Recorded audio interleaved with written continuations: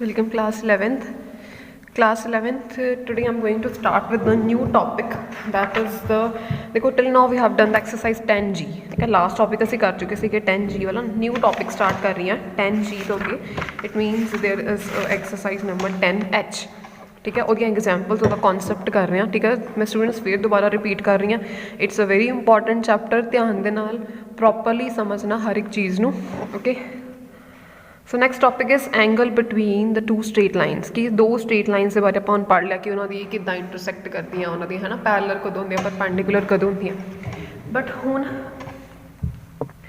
There is a topic ਅਸੀਂ पढ़ रहे हैं कि दो अगर स्ट्रेट लाइन्स है तो उन्होंने एंगल किदां दा बनेगा ठीक है तो जिहड़ा भी एंगल बनता असीं उहनूं जो है किस तरीके दे नाल यू नो फाइंड आउट कर सकते हैं we need to find out we need to do this thing ठीक है तो देखो कि बंदा देखो एक फिगर बनी हुई है तुहाडी बुक के उत्ते ठीक है दिस इज़ अ फिगर ठीक है दो स्ट्रेट लाइन्स है ठीक है दो स्ट्रेट लाइन्स रिलेटेड भी कि एंगल किहड़ा बन रहा थीटा एंगल बन रहा ठीक है असीं इस थीटा वाले एंगल नूं नहीं ਇਹ ਤੇ दो lines they which students angle बन रहा थीटा ठीक है ना तो असी इस एंगल में एक्चुअल जो फाइंड आउट करना चाहते कि जो भी दो लाइन्स जो होंदियां ठीक है तो उन्होंने कोई भी चाहे स्लोप हो कोई भी एंगल तो इनकलाइंडेड हो है ना उन्होंने दो लाइन्स के स्ट्रेट लाइन्स के जो एंगल बन रहा how we will find out okay तो देखो इतने किस तरह करांगे ए थीटा 1 थीटा 2 की देखो एक लाइन है ठीक है मैं दसिया ना कि एक्स एक्सिस के नाल जिन्ना एंगल बनाती है दैट इज़ कॉल्ड द उहदा आपां टेंजेंट ले लैंदे है ना that is called the slope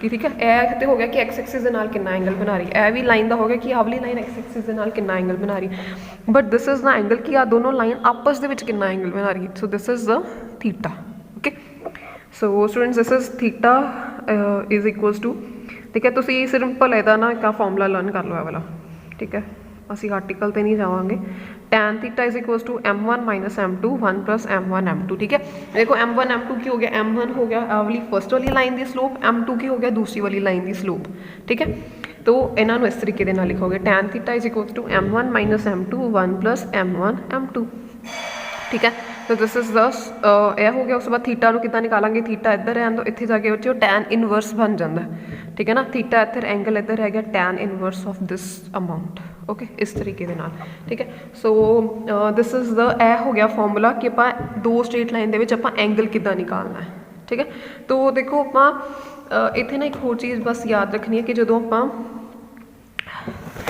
जो आप भी टैन थीटा लिखना ना आपको इस तरीके तरह लिखना tan theta is equals to mod of m1 minus m2 1 plus m1 m2 देखो मॉड क्यों लिखना क्योंकि देखो स्टूडेंट्स अगर तो इतने थीटा की वैल्यू पॉजिटिव हुई ठीक है तो सारी क्वांटिटी वाली चीज़ पॉजिटिव बन जानी है ना अगर थीटा की वैल्यू नैगेटिव हुई मान लो तुम पता है ना कि टैन दी वैल्यूज जो तुम फाइंड आउट करते हो नैगेटिव भी तो आती है ना माइनस 1.3 है ना एकदम माइनस √3 माइनस 1/√3 नैगेटिव भी तो आ जाती है ना वैल्यूज ठीक है ना सो असी की करना आप देखो एंगल आ वाले जी वैल्यू लैनी है बट आप पॉजिटिव ही एक्सैप्ट करनी है ਉਹਦੇ ਵਿੱਚੋਂ ठीक है ना सो ਤੁਸੀਂ ਕੀ ਕਰਨਾ ਤੁਸੀਂ ਇੱਥੇ ਮੋਡ ਲਗਾ ਦੇਣਾ ठीक है ताकि कोई भी पॉजिटिव हो चाहे नैगेटिव हो वैल्यू पर मैनू ਉਹਦਾ आंसर की है पॉजिटिव मिलना चाहिए ठीक है ना तो तुसी इत्थे की कर देना मैं अपने वालों इत्थे तुसी मॉड लिख देना मैं ठीक है तो मॉड के नाल मतलब पॉजिटिव तो नैगेटिव दोनों वैल्यूज़ नू असी एक्सैप्ट कर रहे हैं ये ओके सो देखो corollary 1 find the conditions that these two lines are parallel बच्चे आप कर चुके हैं अगर दो लाइन्स पैरेलल होंदियां तो मैं दस्सिया कि उन्होंने स्लोप की होंदियां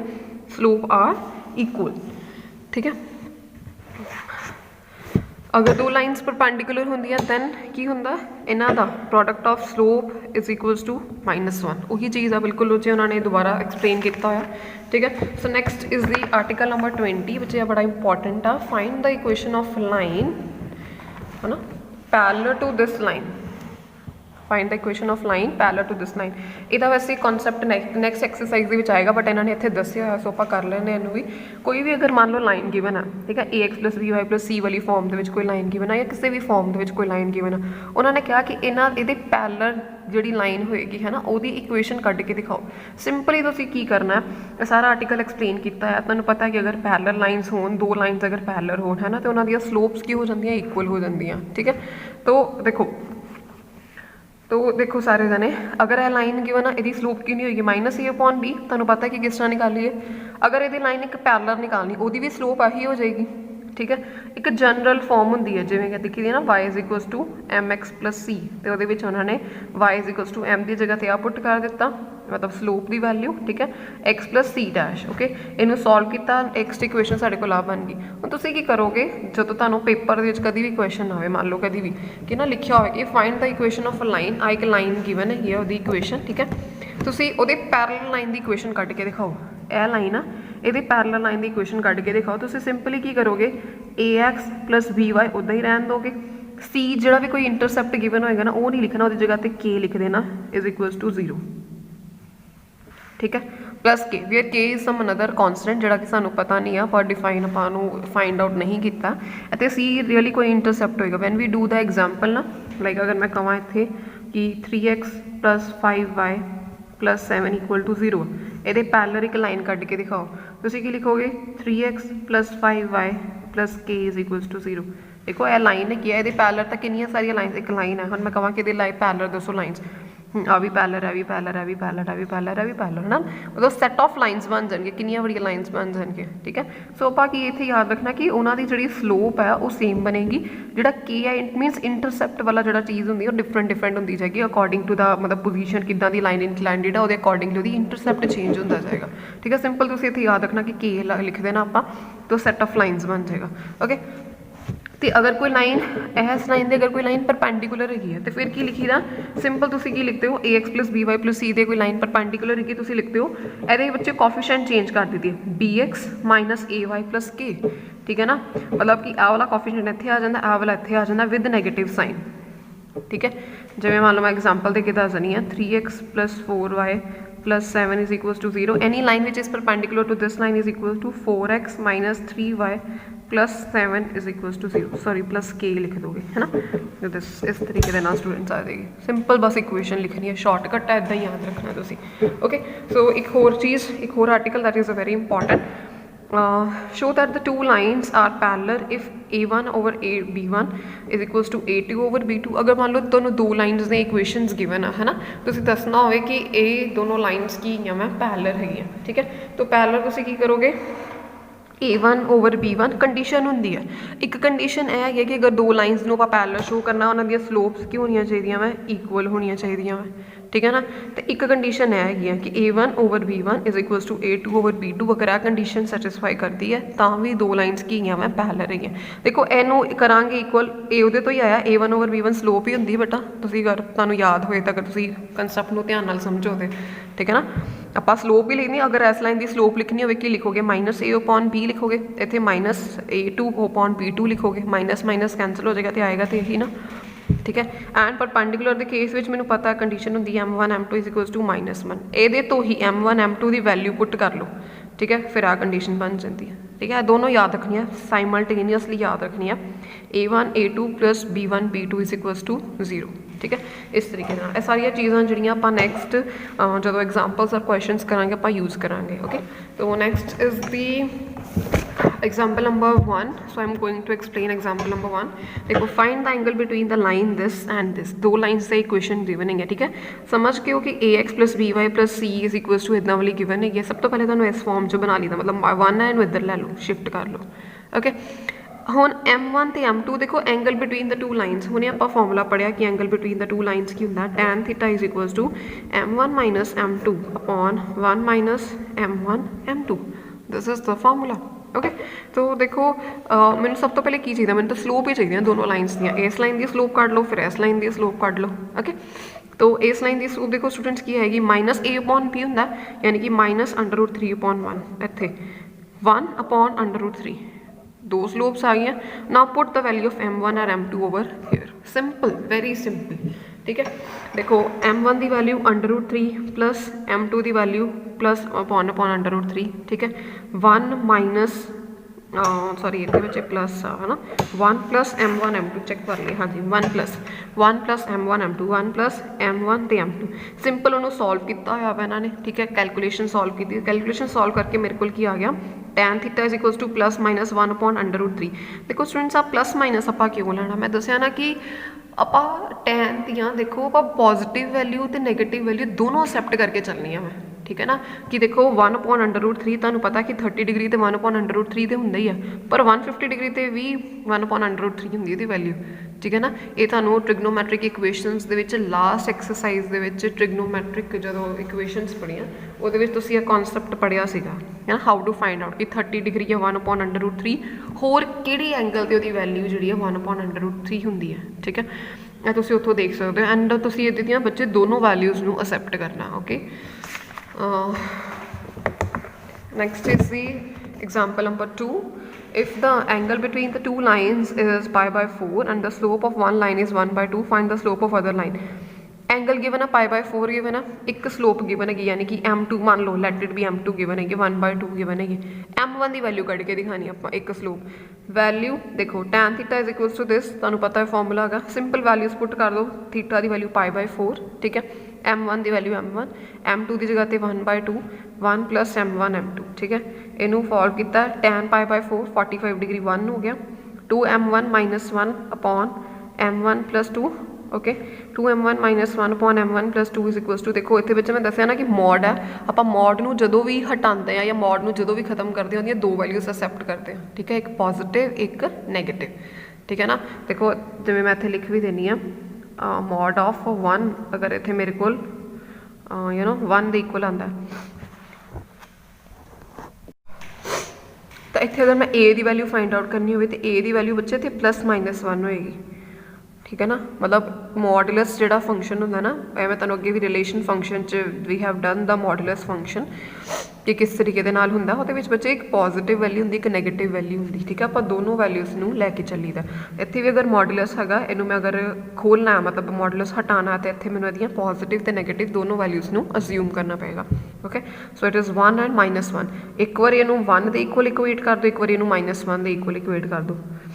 ठीक है, अगर 1 दे इक्वल करांगे तो m1 + 2, अगर -1 दे करांगे तो -m1 - 2। ठीक है, इत्थों m1 की वैल्यू आ गई 3, इत्थों आ गई -1/3। ठीक है, तो इस तरीके के नाल वैल्यूज़ आ गई m1 दी साडे कोल, यही तो आप फाइंड आउट करना सीगा।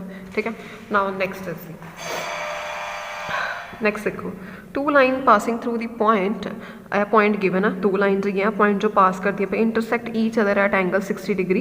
If slope of one line is 2, find the equation of other line. एक लाइन है इस पॉइंट जो पास करती पई intersect each other at 60 degree. मान लो कोई इदा लाइन हैगी है ना, inclined each intersect each other at 60 degree, मतलब इत्थे करके कोई 60 डिग्री उन्होंने विच एंगल बन रहा है ना, एंड इस पॉइंट के विचों पास कर दिया, मतलब दोनों लाइन लिए दस आ पॉइंट होएगा 2, 3, मतलब दोनों लाइन जी इस पॉइंट जो पास करती पे है ना। If the slope of one line, मतलब एक लाइन की स्लोप सानू गिवन है 2, दूसरी लाइन की जी स्लोप आप निकालनी है। ठीक है, सब तो पहले तो आप स्लोप ही निकाल लीए। ठीक है, tan theta is equals to +- m1 - m2 upon 1 + m1 m2, थी एंगल गिवन है 60 डिग्री, एक स्लोप गिवन है 2, दूसरी स्लोप असीं निकालनी है इस तरीके के नाल। बच्चे इनू कैलकुलेट किया, वैल्यूज आप दोनों लवांगे, तुसीं इनू कैलकुलेट करोगे।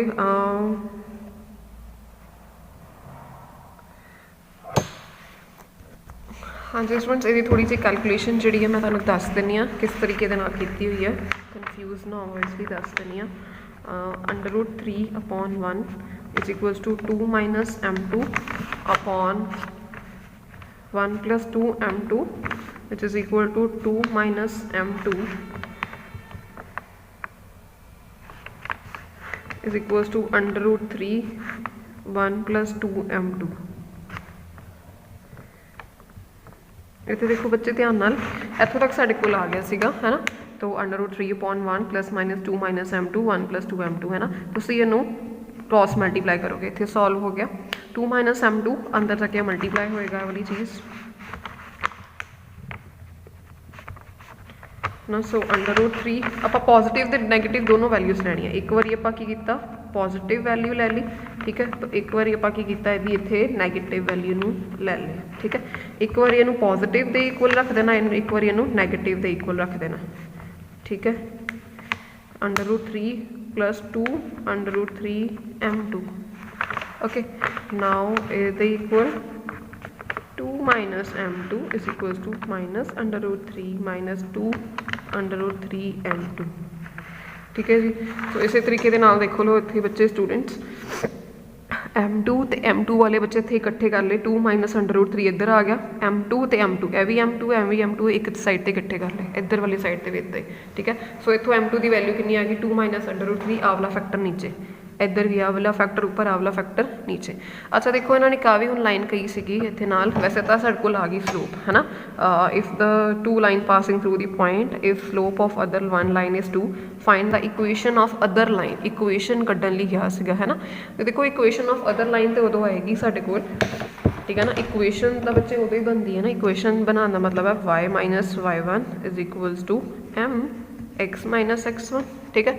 ਹੁਣ ਅਦਰ ਲਾਈਨ ਦੀ ਇਕੁਏਸ਼ਨ, ਠੀਕ ਹੈ, ਅਦਰ ਲਾਈਨ ਦੀ ਇਕੁਏਸ਼ਨ ਦੇ ਲਈ ਮੇਰੇ ਕੋਲ ਸਲੋਪ ਵੀ ਆ ਗਈ ਹੈ ਸਟੂਡੈਂਟਸ, ਹੈ ਨਾ, ਤੇ ਪੁਆਇੰਟ ਵੀ ਮੈਨੂੰ ਗਿਵਨ ਹੈਗਾ ਵਾਲਾ 2 ਤੇ 3 ਪੁਆਇੰਟ ਵੀ ਤਾਂ ਗਿਵਨ ਹੈ ਮੇਰੇ ਕੋਲ, ਠੀਕ ਹੈ। ਸੋ ਸਿੰਪਲੀ ਤੁਸੀਂ ਕੀ ਕਰੋਗੇ, equation of line with this and slope this is, ਠੀਕ ਹੈ, ਕੀ ਲਿਖੋਗੇ y minus y1, y minus y1, y1 is ਦਿਸ, ਠੀਕ ਹੈ, is equals to slope. Slope ਬੱਚੇ ਦੇਖੋ ਆ ਵੀ ਸਲੋਪ ਹੈ, ਇਹ ਵੀ ਸਲੋਪ ਹੈ। ਤੁਸੀਂ ਕੀ ਕਰੋਗੇ, ਹੁਣ ਦੋ ਇਕੁਏਸ਼ਨਸ ਬਣਨਗੇ, ਇੱਕ ਵਾਰੀ ਸਲੋਪ ਆਹ ਵਾਲੀ ਲਓਗੇ, ਇੱਕ ਵਾਰੀ ਸਲੋਪ ਆਹ ਵਾਲੀ ਲਓਗੇ। ਪਹਿਲੇ ਸਲੋਪ ਇਹ ਲਈ ਉਹਨਾਂ ਨੇ, ਠੀਕ ਹੈ, 2 ਮਾਈਨਸ √3 1 + 2 √3 x ਮਾਈਨਸ 2, ਠੀਕ ਹੈ। ਸਿੰਪਲੀ ਇਹਨੂੰ ਸੋਲਵ ਕੀਤਾ, ਪਹਿਲੇ y ਨੂੰ ਇਹਦੇ ਨਾਲ ਕਰੋਗੇ ਹੈ ਨਾ, ਫਿਰ x ਨੂੰ ਇਹਦੇ ਨਾਲ, ਜਦੋਂ ਇੱਧਰ ਸ਼ਿਫਟ ਹੋਏਗਾ y ਦੇ ਨਾਲ, ਫਿਰ 3 ਦੇ ਨਾਲ, ਆਫਟਰ ਦੈਟ 2 × x, ਫਿਰ √3 ਨੂੰ 2 ਦੇ ਨਾਲ, ਠੀਕ ਹੈ। ਇਸ ਤਰੀਕੇ ਨਾਲ ਸਟੂਡੈਂਟ ਤੁਸੀਂ ਮਲਟੀਪਲਾਈ ਕਰੋਗੇ, ਬਸ ਇਹਨੂੰ ਸੋਲਵ ਕਰ ਦੇਣਾ, x ਵਾਲੇ ਕੋਆਰਡੀਨੇਟਸ ਅਲੱਗ, y ਵਾਲੇ ਅਲੱਗ, ਕੌਨਸਟੈਂਟ ਟਰਮਸ ਅਲੱਗ, ਓਕੇ। ਨੈਕਸਟ ਵੀ ਬੱਚੇ ਇੱਦਾਂ ਹੀ ਪੁਆਇੰਟ ਗਿਵਨ ਆ, ਫਿਰ ਸਲੋਪ ਆ ਉਹਦੀ, ਠੀਕ ਹੈ, ਐਂਡ ਆਫਟਰ ਦੈਟ ਫਿਰ ਸਲੋਪ ਆ ਵਾਲੀ ਲੈ ਕੇ ਤੁਸੀਂ ਇਹਨੂੰ ਸੋਲਵ ਕਰ ਲੈਣਾ, ਸਿੰਪਲ, ਕੋਈ ਜ਼ਿਆਦਾ ਮੁਸ਼ਕਿਲ ਵਾਲਾ ਕੰਮ ਹੀ ਨਹੀਂ ਹੈਗਾ ਇਹਦੇ ਵਿੱਚ ਤੇ, ਠੀਕ ਹੈ। So next is the example number 4, find the equation of the line which passes through 4 and 5 and make equal angles with these lines, ठीक है। देखो इक्वेशन ऑफ लाइन इस पॉइंट चो पास करती है तो इक्वल एंगल्स बनाती है इन्होंने दोनों के नाल, इक्वल एंगल्स। देखो सब तो पहले अगर इन्होंने दोनों के अगर मैंने एंगल फाइंड आउट करना होगा किद्दां करांगे, सिंपल वही वाला तरीका, tan थीटा, ठीक, is equals to m1 minus m2 1 + m1 m2, ठीक है। बट उन्होंने की कहा था कि इट इज़ गिवन कि जिन्ना एंगल्स, ठीक है, दोनों angles which makes equal angle with the lines, ठीक है।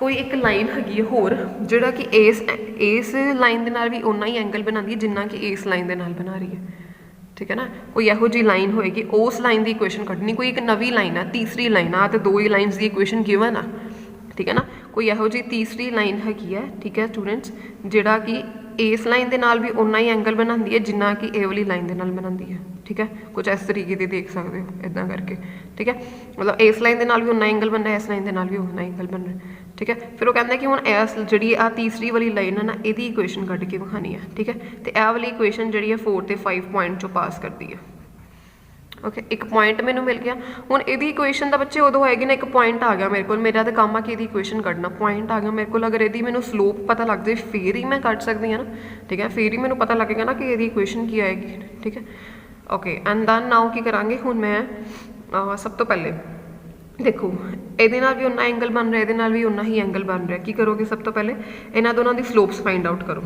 ठीक है।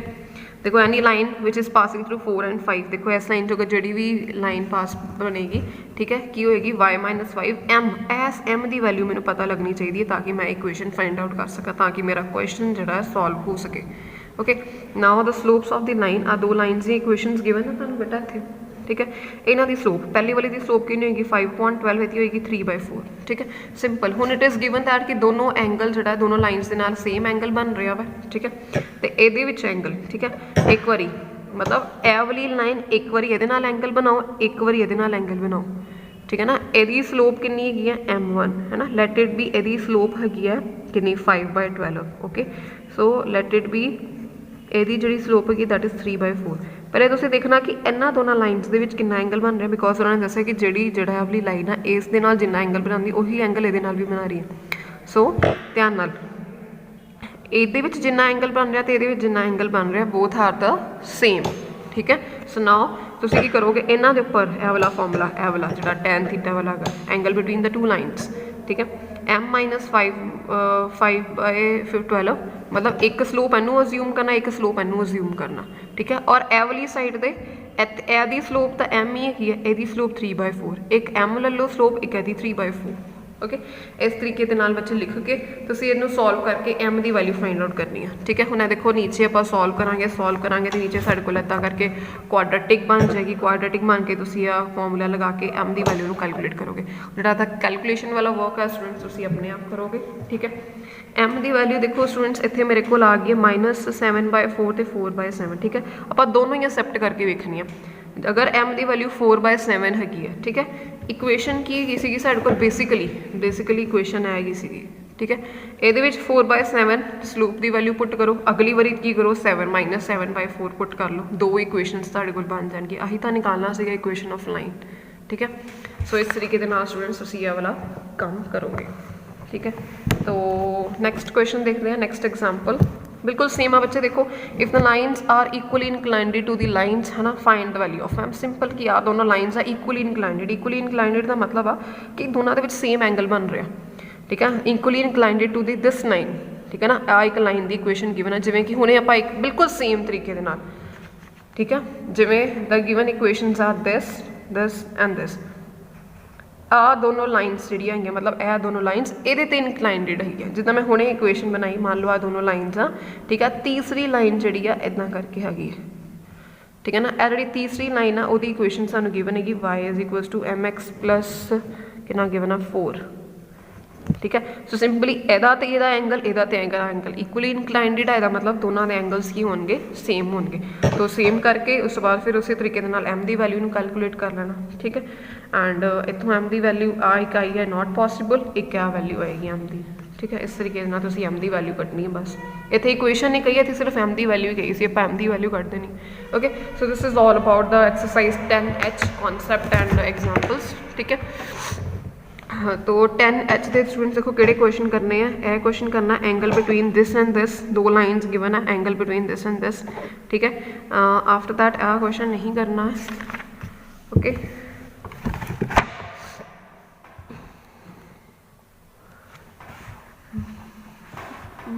यह करना क्वेश्चन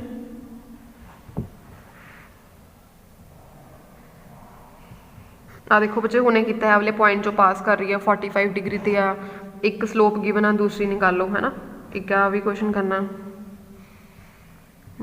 यह करना। ठीक है, बस यही वाले क्वेश्चन करने, आफ्टर दैट होर कोई भी नहीं करना question. Okay, no other question will be done, यही वाले क्वेश्चंस करने ओनली सिलेक्टेड क्वेश्चंस।